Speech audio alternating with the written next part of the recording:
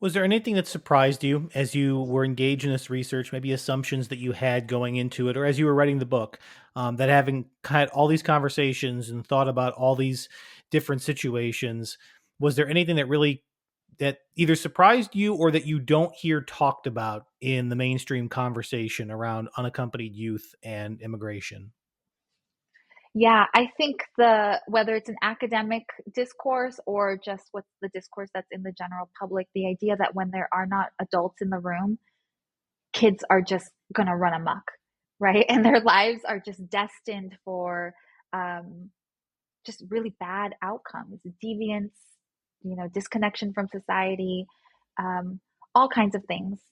especially as it relates to immigrant young people. What really surprised me was that in the absence of adults in the room, so to speak, young people really came to care about each other, right? They started to develop support groups and community garden meetups and running clubs, and they were doing the work of caring for one another, even as the system let them down, even as other people in their communities let them down, even as their parents who kids would call home and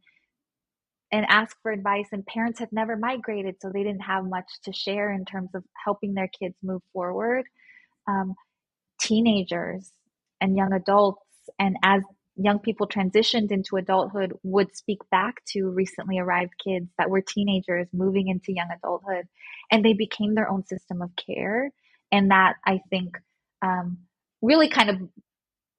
blew my mind as a sociologist, that anticipated that when kids are not in parent-led households or in K through 12 schools, they're just bound to what we call the underclass, right? Like just disconnection from society.